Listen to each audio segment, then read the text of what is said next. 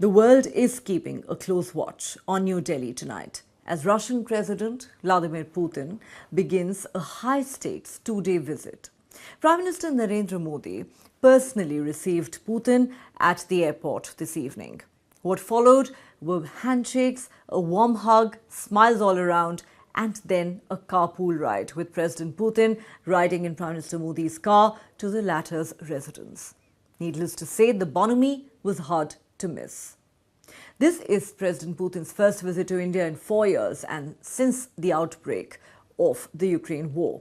It also comes at a time when the United States is making frantic efforts to broker a peace deal and end the Russia-Ukraine war. Therefore, this visit by Putin carries immense geopolitical weight and global implications. Ahead of his arrival, the Russian president outlined the ambitious goal for his trip, sharing his intent to take India-Russia ties to a new level. The Kremlin spokesperson said, "We are ready to go as far as India is ready," drawing comparisons with Russia's no-limits partnership with China. The visit is aimed at bolstering what is one of the most important, enduring and time-tested strategic partnerships the world has ever seen. India's External Affairs Ministry has described the India-Russia relationship as one that has remained one of the most stable in modern times. The focus of this visit is on trade, defense, energy, mobility and regional security. India and Russia are working to bridge the existing trade imbalance, which is massively skewed in favor of Moscow. New Delhi is now pushing for increased exports of its own goods to Russia. India is yet to gain a foothold in the Russian market due to several non-tariff barriers. Last year, the two-way trade between India and Russia stood at $68 billion, but India's exports to Russia accounted for less than $5 billion.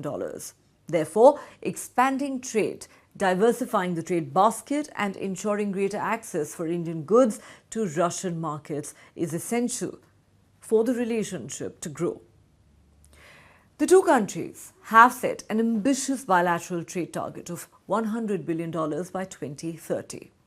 A major outcome of the visit is expected to be a finalized mobility agreement enabling the movement of skilled and semi-skilled workers between India and Russia. In fact, the India-Russia Labour Mobility Agreement, which is expected to be launched on Friday, is being seen as the centerpiece of the Putin visit. It will be crucial for Indian skilled and semi-skilled workers who are seeking jobs as other Western markets tighten immigration controls. Negotiations on a free trade agreement between India and the Eurasian Economic Union have also progressed, with both sides aiming to conclude discussions soon. Diplomatic engagement between New Delhi and Moscow is also expanding, with India's new consulate in Kazan beginning operations last week and another in Yekaterinburg set to open soon. A series of pacts in trade, economic cooperation and healthcare are also expected to be signed during the visit. While traditionally defense agreements are not announced publicly during such summits, the two sides are expected to hold talks on deepening defense ties.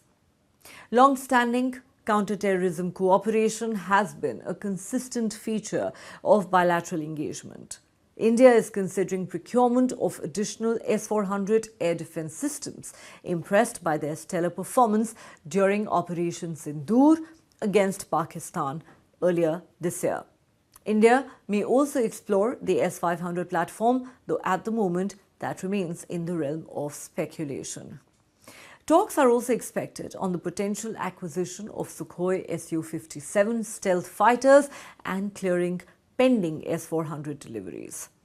Significantly, ahead of Putin's visit, Moscow offered New Delhi unrestricted access to technology for the new fifth-generation Su-57 stealth fighter jet to support India's future fighter aircraft requirements. The Russian proposal is to initially supply the Su-57 fighters produced in Russia and subsequently shift the production to India in a phased manner. Reports suggest that Moscow may also offer its single-engine stealth fighter aircraft, the Su-75 Checkmate, to India. In the past, the US had threatened to impose sanctions under the Countering America's Adversaries Through Sanctions Act, or CAATSA, after India finalized a deal for the S-400 air defense systems with Russia. Any further deals over the S-400 could in fact incur more American sanctions, which the US had spared India last time around. In addition, Russian technology transfer is key for India, as no other country so far has agreed to share its most sensitive defense and nuclear technologies.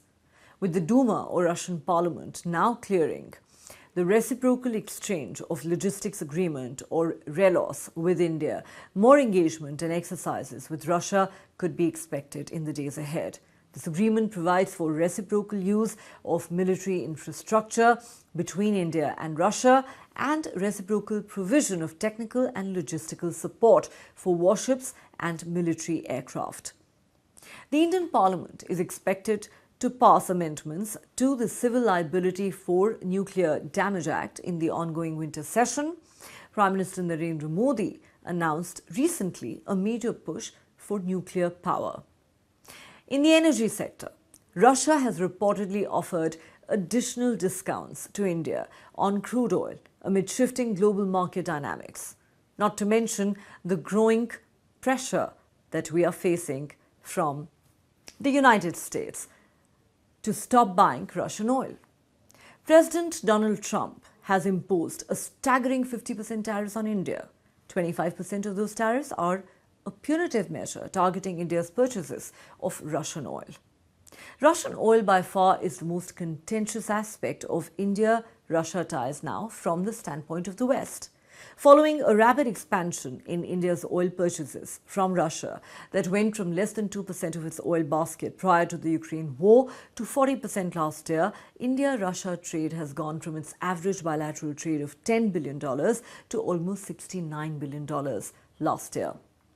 This is entirely due to oil purchases, and now, under the threat of sanctions from the US, India is drastically cutting its import of Russian oil.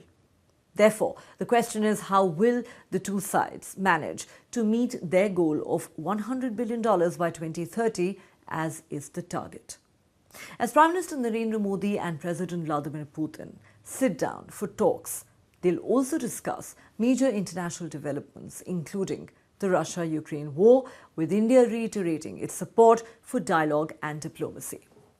The visit by Putin presents for India a tightrope walk between Russia and Western countries on a number of issues, including the optics of the visit, oil imports, trade and defense ties, and nuclear cooperation. But one thing is crystal clear. By rolling out the red carpet for President Putin, India is once again sending out an unmistakable message to the world that it will continue to maintain its strategic autonomy even in the face of growing pressures from the West. Its national interests are paramount. It will not be dictated to by any other country.